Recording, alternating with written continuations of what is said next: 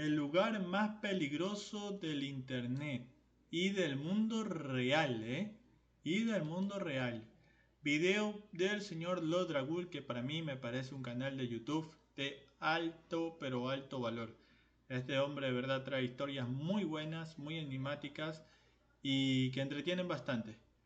Le recomiendo a la gente que esté viendo esto que vaya y ponga su me gusta al video, que yo lo pongo ahorita mismo, y suscríbanse como yo me lo hice ahorita. Así que suscríbanse al canal del señor Lodragul, vayan, denle su like y vamos con el video. Una de las zonas más peligrosas y turbias de Internet es DECOM. Está formada principalmente por hackers adolescentes. Hablamos de personas que tienen entre 11 y 26 años y que se dedican a cometer crímenes de todo tipo. Algunos de ellos fardan de sus botines subiendo fotos de sus Rolex, de las criptomonedas que tienen o de Lamborghinis. Incluso llegan a compartir vídeos. Sí, este video de Malón ya me lo vi de aquí de mismo Dragul. Y de verdad que eso fue un niño idiota. Las cosas como son. Era un niño idiota. No supo cómo manejar bien las cosas y es lo que pasa con el típico que se dedica a presumir demasiado de lo que tiene. Termina mal, así que yo les recomiendo ver mucho el video de este chico Malón. Es más, lo voy a traer alguna vez aquí al canal como para que lo veamos y lo reaccionemos como tal, pero van a ver que es de un chico idiota, tal y cual. En fiestas lujosas, lo que ya os imagináis que puede no terminar muy bien. A este de aquí, por ejemplo, lo identificaron por subir una foto a Instagram y al final las autoridades lo detuvieron. Pero el problema no siempre son las autoridades, porque algunos otros han acabado envueltos en secuestros por la gente de la propia comunidad. Porque enseñar que eres un millonario en un grupo de delincuentes no es precisamente una idea brillante. Y ojo con lo que os acabo de decir, porque estos adolescentes son expertos en manipulación. Han amasado cientos de millones de dólares engañando a adultos y empresas. Muchos de sus grupos son considerados como las amenazas más graves de la actualidad.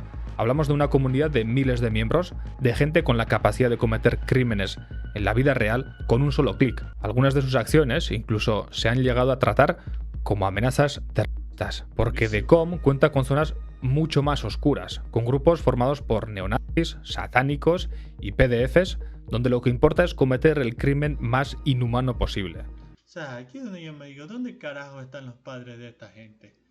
O sea, dejar que tu hijo de 11 o 15 años esté metido en una de estas cosas, o sea, yo digo que al menos mínimamente tienes que tener un mínimo de entendimiento en dónde se está metiendo en el internet tu hijo, o sea, digo yo, porque el internet es un lugar muy jodido, entonces tienes que ver por lo menos en dónde está.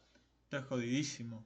Donde se hacen rituales de sangre, se escriben manuales para acosar a niños y cosas aún peores. En este vídeo vamos a explorar todos los rincones de uno de los sitios más oscuros de internet, DECOM. Capítulo 1. DECOM. DECOM o The Community, como indica su nombre, podría decirse que es una comunidad, pero no es exactamente así, porque no es un grupo donde todos tienen claro qué es qué o quién forma parte de qué. Funciona más bien como si fuera un archipiélago del crimen donde cada grupo es su propia cosa con sus características. Solo que el archipiélago está muy bien conectado y si necesita ayuda de alguna isla vecina no va a tener problema en conseguirla. Esto hace que sea muy difícil de seguir. Al final es una amenaza que está presente en muchos lugares. Hay grupos de Telegram, de Discord, incluso chats cifrados a través de páginas web. A esto se le suma que hay integrantes por todo el mundo y que la mayoría son menores de edad. Que sean menores de edad es un problema adicional porque impide encontrar información sobre ellos con tanta facilidad. Pero también es una especie de ventaja para DECOM, porque creen que con menores los crímenes van a tener menos consecuencias. Esto lo piensan porque las leyes suelen ser más indulgentes con los menores, pero como últimamente la han liado tanto, parece que el gobierno de Estados Unidos se está poniendo las pilas. Era contigo, adolescente sentenciado a 80 años por posesión de hijo de su madre. O sea, ¿y cuántos años tiene? 13, 14 cuando mucho. Y a 80 años. Ay, ay. Pero te tuvo que haber tenido 5 terabytes de esa vaina. O sea, ¿qué onda? Full CP, o sea, ¿qué onda? Lámpara. 80 años. ¿Qué onda? Yo me pregunto, o sea, de verdad, háganse la pregunta que, ¿qué carajos hacían los padres de estos niños? O sea, no, es que es impresionante esta parte, ¿eh? Y les está imponiendo castigos sin tener en cuenta su edad. También hay otra característica curiosa, y es que, aunque hay miles de personas en esta comunidad, no todas ellas encajan con la típica imagen del hacker que posee un dominio excelente sobre la informática y sabe encontrar errores donde nadie más ha buscado. Aquí hay niños, hay dinero y hay gente que te dice que mola un montón conseguir dinero rápido. De hecho, como son jóvenes, en los chats se puede ver cómo están preocupados por los estudios, los exámenes y su futuro. Al final son personas que reclutan en juegos que van orientados a niños como Roblox o Minecraft, o juegos que tienen chats desde los que puedes iniciar conversaciones para después irte a Discord como Counter-Strike. Y claro, tampoco buscan a cualquier perfil, buscan a gente que tenga problemas sociales o dificultades a la hora de relacionarse. En estos grupos glorifican las actividades criminales y a veces hasta tienen tablas donde clasifican a los miembros más ricos. Antes de 2018, The Com ya existía como una pequeña comunidad. De hecho, se llamaba The Scene y se centraba en desarrollar técnicas de hacking innovadoras que después sirvieran para realizar golpes a pequeña escala. Entre estas técnicas había muchas que utilizaban a las criptomonedas como eje central, pero claro, antes de 2018 solo... ¿No les parece raro, chat, que, o sea, básicamente todo lo relacionado a estas cosas actualmente siempre tiene que ver criptomonedas?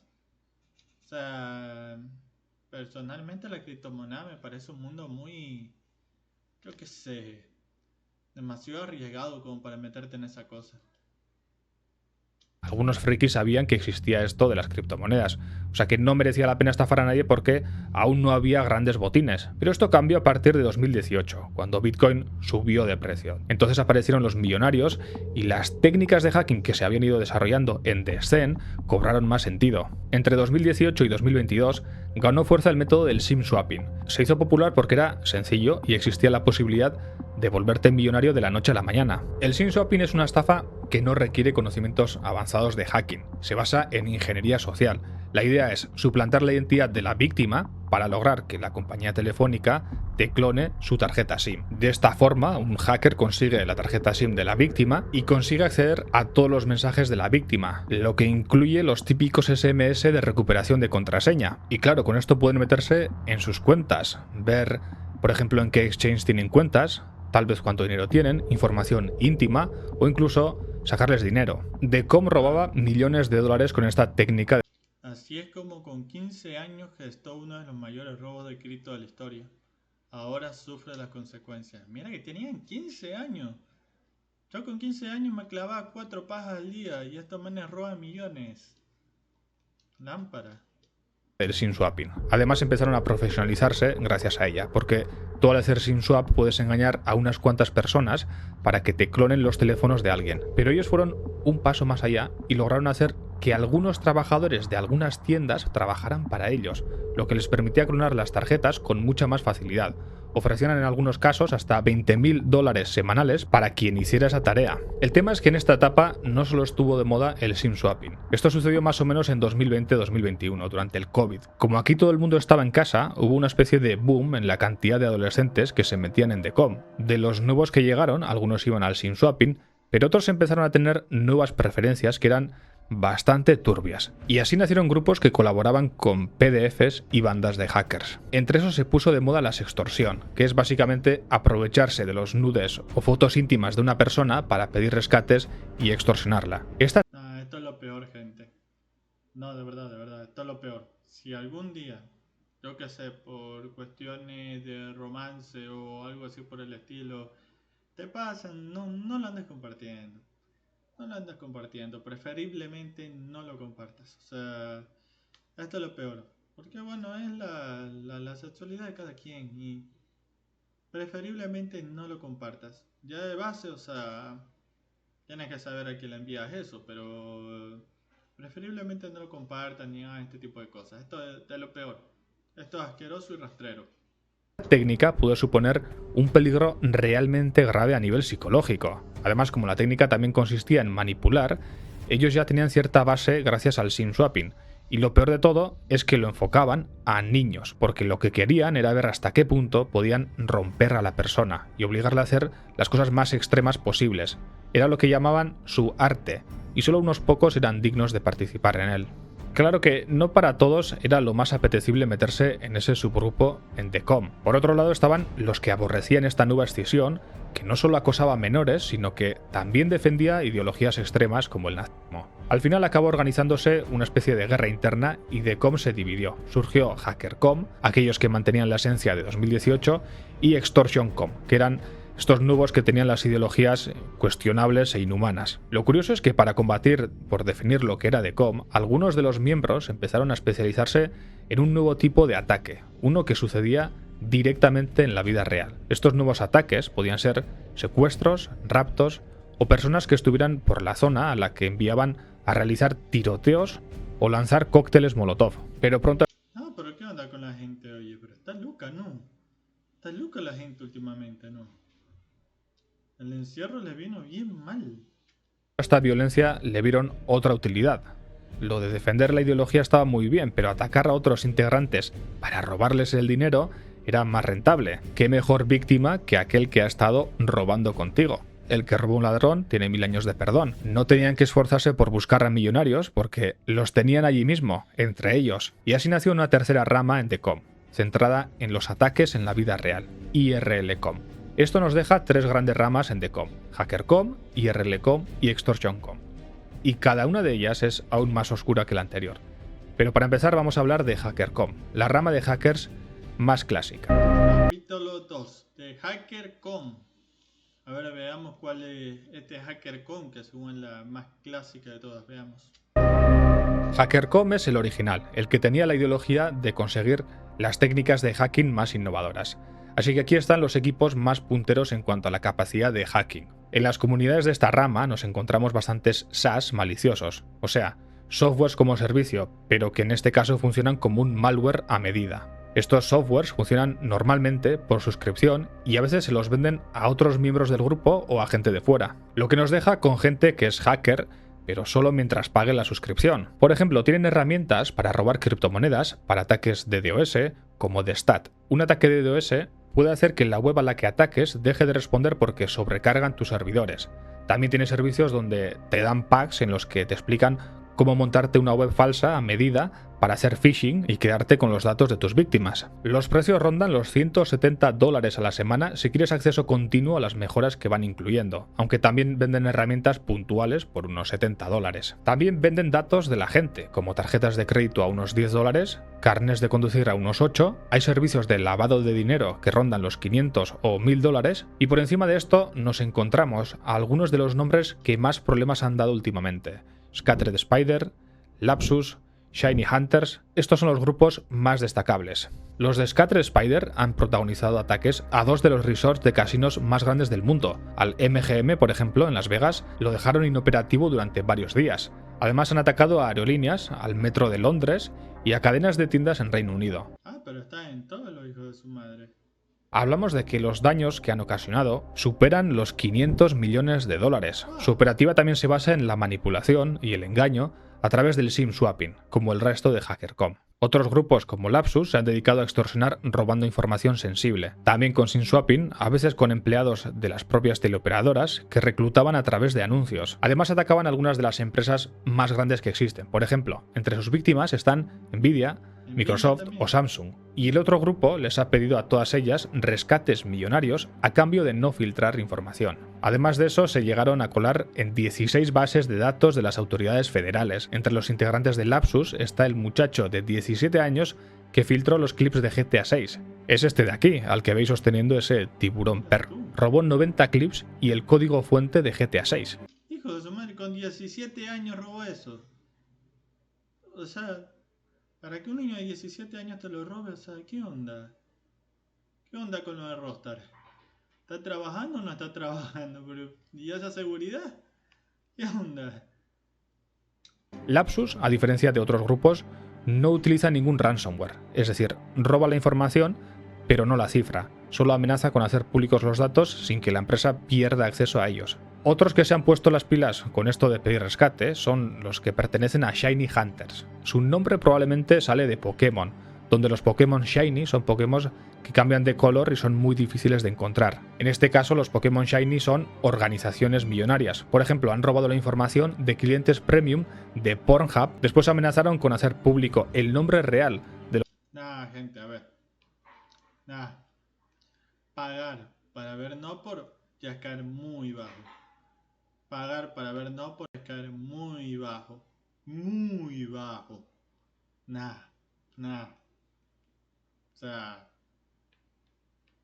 entiéndase, ¿no? O sea, tantas cosas para ver y pagas para ver.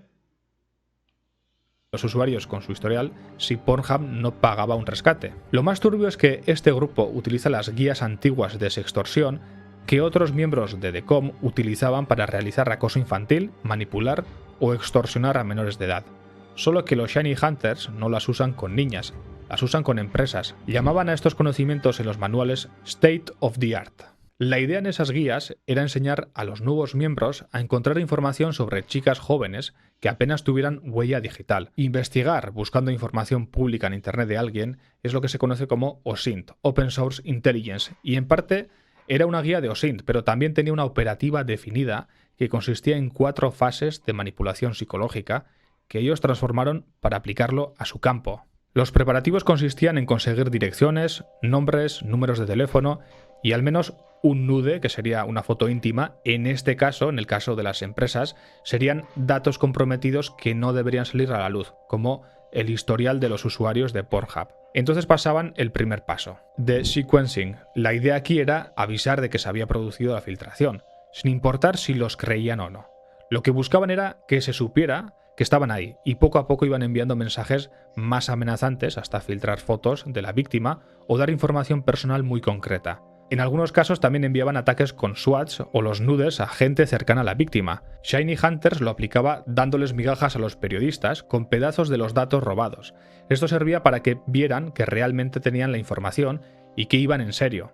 The Pressure Architecture, la arquitectura de presión. Una vez tenían la atención de la víctima, lo importante era presionar en la herida, empezar a acompañar a las niñas durante su día a día para que se habituaran a que hubiera alguien lanzándoles amenazas constantes. O sea, lo primero era conseguir la víctima y ahorita extorsionarla. Básicamente es así. De aquí saltaban a peticiones más oscuras, como pedir que matasen a sus mascotas o hicieran símbolos de sangre. Esto los Shiny Hunters no lo adoptaron tal cual, sino que enfocaron la idea al dinero. Es decir, acostumbraban a la empresa a vivir bajo tortura perpetua y le pedían dinero. The Emotional Manipulation, la manipulación emocional. El siguiente paso era escalar el dolor para que obedecieran a lo que se les ordenaba. Se pueden leer cosas en las guías como si traumatizar a tu víctima, las consecuencias pueden ser severas y tener un impacto duradero.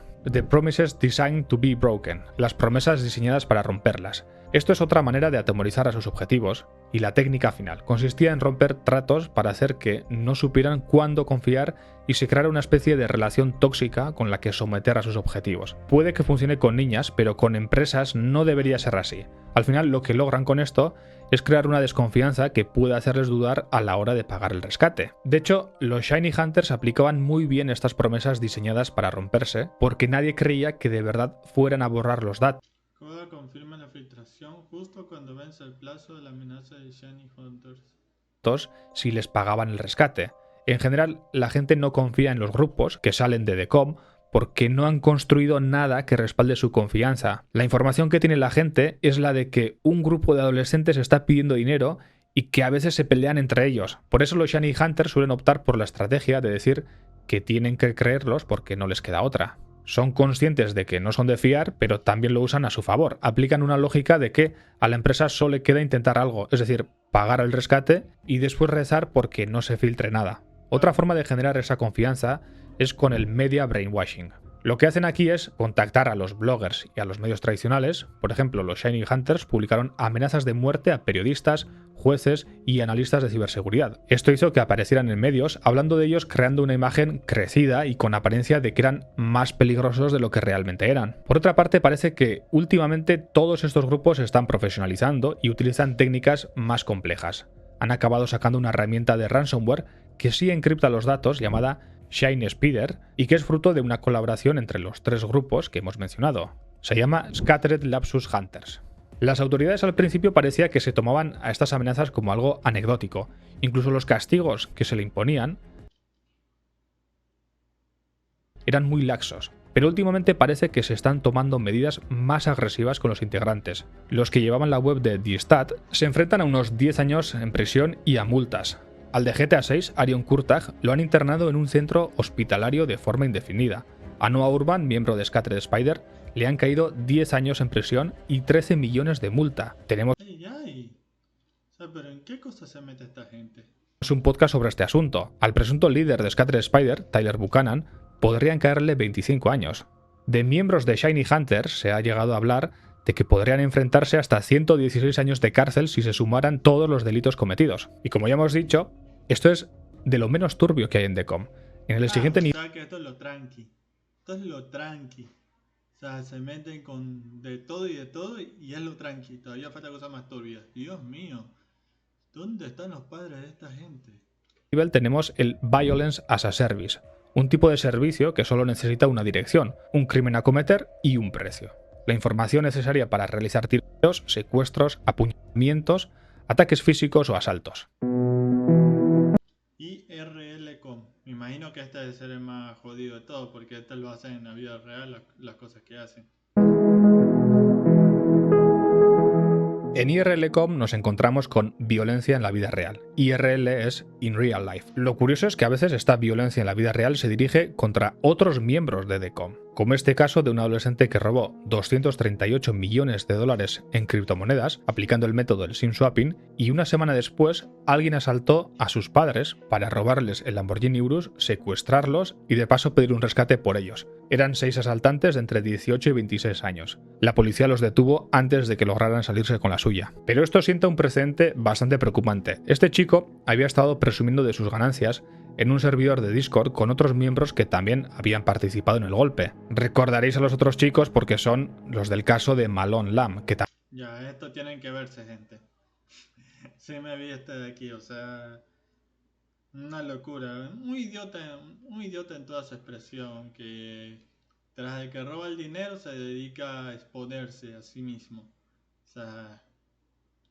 fue un idiota en toda su expresión. Yo les recomiendo mucho ver este video que te está mostrando aquí de los Dragul. También tenemos un vídeo en el canal. Mirad esta foto.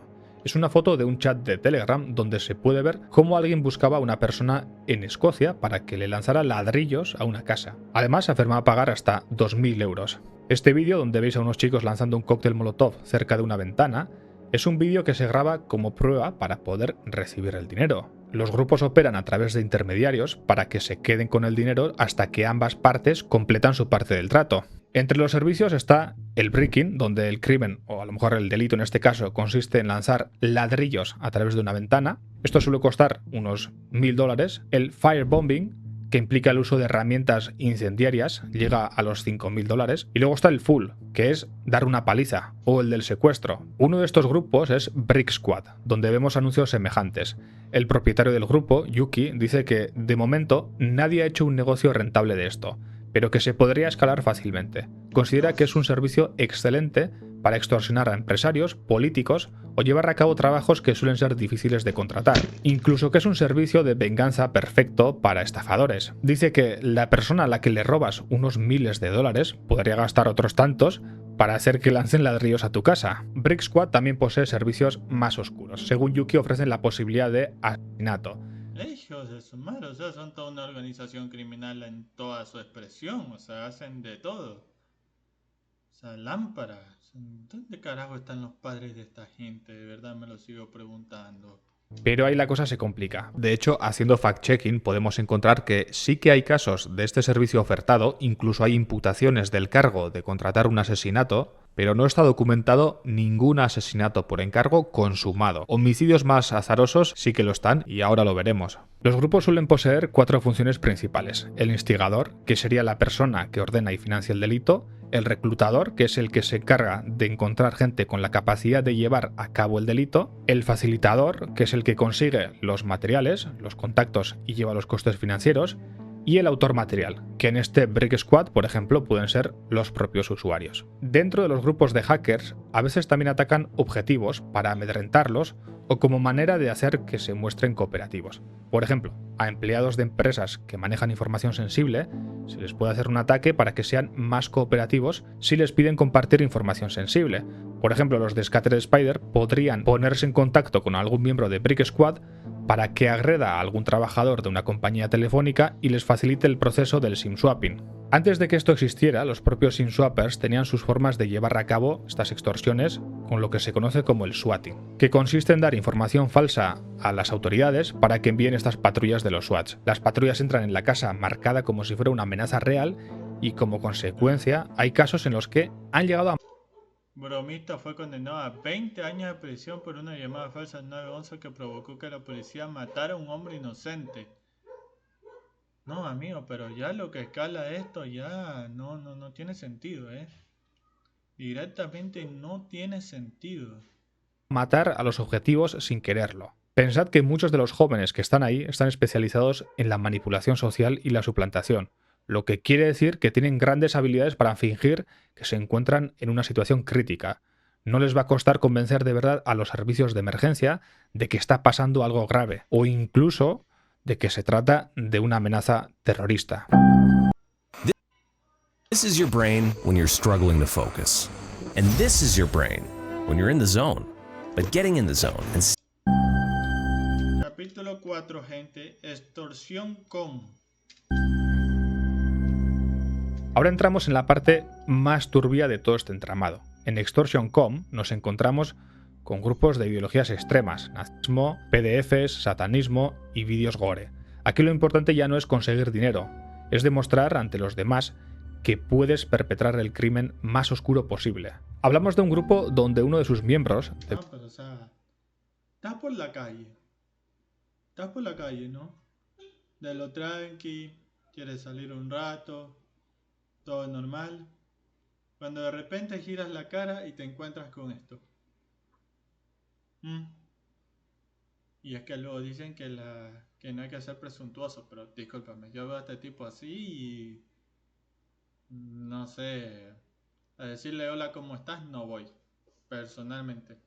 21 años, violó a una niña de 12 años tras manipularla con chats online. Además retransmitió en directo la violación mientras otros miembros del grupo la veían por un chat de Telegram. Un miembro de CVLT de 17 años retransmitió en directo el asesinato de una mujer judía para poder entrar a formar parte del grupo de ideología neonazi. Uno de los espectadores le pidió que moviera la cámara a la garganta para poder ver de cerca el corte que le había hecho.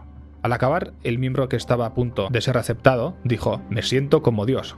Puedo decidir quién vive y quién muere". Esta rama nace de algunos grupos que ya existían en Decom, pero también de comunidades gore y de otros grupos extremos como Vile o Recursion Team, que ya orientaban sus ataques a menores de edad. El grupo se mantenía saltando entre distintos servidores de Telegram, cuentas y comunidades donde solicitaban rituales extremos como forma de acceso. En Extortion.com cuentan con un montón de grupos de respaldo para que no puedan acabar con ellos.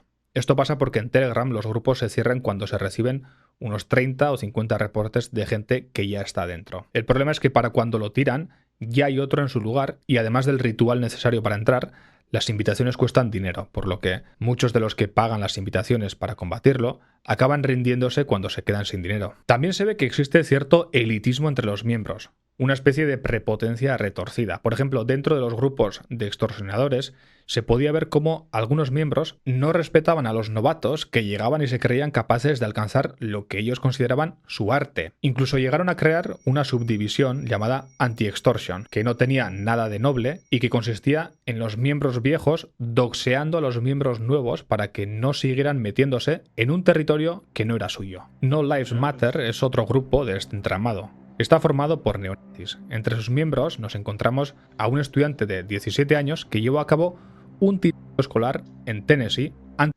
No, o sea, lo de Estados Unidos, los tiroteos son jodidos, ¿eh? Jodido lo de esa gente. Antes de suicidarse, y del que encontraron un audio en el que decía que lo que estaba a punto de hacer era por orden de Maniacs. Nada, pero me estás diciendo que, o sea... Nada, o sea, mira los tatuajes nomás, brother. O sea, mira nomás acá atrás, brother. Mira, que tiene hasta el escudo acá. O sea, no, brother, o sea, no. Lámpara, estos ya son gente enferma. Son gente enferma. Esto directamente que por esta razón hay que abrir nuevamente los manicomios y llamarlos como manicomios, como lo que son, porque es para gente como esta. O sea, mira, acá atrás tiene el escudo. O sea, lámpara. Murder Cult, otro grupo semejante de Ucrania. En 2024 capturaron a un hombre en Moldavia por solicitar que se llevaran a cabo crímenes de odio y de violencia a gran escala. Entre ellos se encontraba haber ordenado a alguien que se vistiera de Santa Claus y le diera caramelos envenenados a niños judíos y a otras minorías. Otro grupo muy notorio es el de 764, fundado por un adolescente de 15 años llamado 15 años. Dios santo. Bradley Cadenhead. Es un grupo que se junta con No Lives Matter y que nace de parte de CVLT.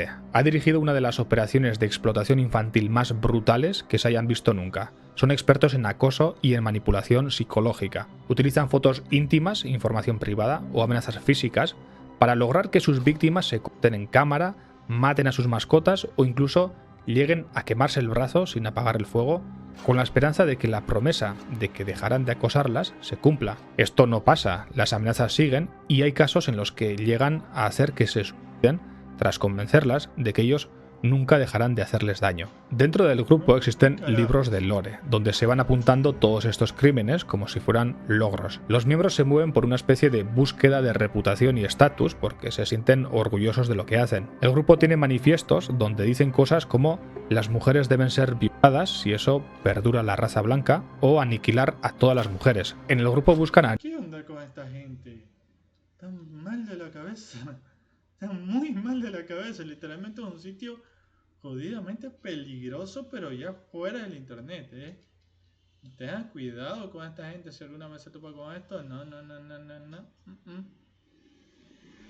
Niñas, no solo a menores de edad. En este chat se puede ver cómo una chica de 15 años no les sirve porque buscaban objetivos de entre 4 y 7 años. Utilizan esos manuales que ya hemos mencionado con los Shiny. Buscaban objetivos de entre 4 y 7 años de edad. 4 y 7 años de edad. No, lo de esta gente ya es una locura terrible, ¿eh? Ya está terrible esta locura. De verdad, la gente debería estar más consciente sobre en qué lugares se meten sus hijos, porque estos son chicos entre 15 y 18 y 19 años, pero... No, Dios mío. O sea, lee este chat, o sea... $50 y te enviaré 10 videos y 10 imágenes, 10 fotos. Tengo 19. Lo siento, bro, te dije, o sea, una menor. Mi hermana pequeña tiene 15. No necesito que sean como de 4 y 7 años, pero ¿qué onda?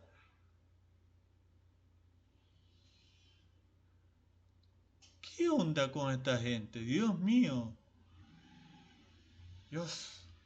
4 y 7 años. Utilizan esos manuales que ya hemos mencionado con los Shiny Hunters, pero aquí los aplican sin modificar nada. Se centran en niños y adolescentes a los que contactan en plataformas como Roblox, Minecraft, Twitch o incluso Telegram. Se van ganando su confianza poco a poco y los van introduciendo a las comunidades y acostumbrando a sus prácticas. 764, CVLT y estos grupos se tratan como redes organizadas de explotación infantil. Los líderes se enfrentan a cadenas perpetuas o a la pena máxima que la ley permite. Bradley Cadenhead, fundador de 764, se enfrenta a 80 años de prisión en Texas.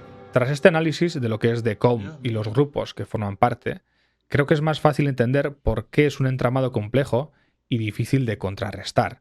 La gran mayoría de los grupos que hemos mencionado en este vídeo siguen en activo, incluidos estos últimos, y por lo que parece, es probable que sigamos viendo más y más eventos relacionados con ellos. Pero antes de DECOM, antes de que existieran niños expertos en el crimen, la palabra hacker tenía otro significado.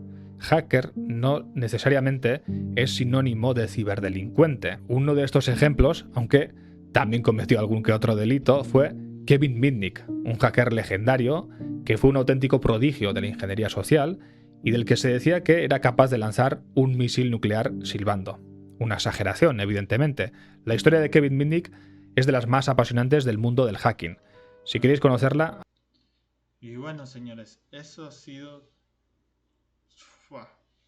Nada, que me ha dejado de verdad consternado todo eso. O sea, niños entre 15 años haciendo esas locuras. O sea, diablos, diablos. Fua. Hay que prestar atención a todo lo que hacen esos niños, ¿no? Y bueno, señores, si les gustó el video, dejen sus likes, suscríbanse, dejen su comentario de qué tal les parece esta historia, porque a mí es una cosa de terror. O sea, no es que haya fantasma o algo por el estilo. Esto es vida real, o sea, lámpara. Pura lámpara.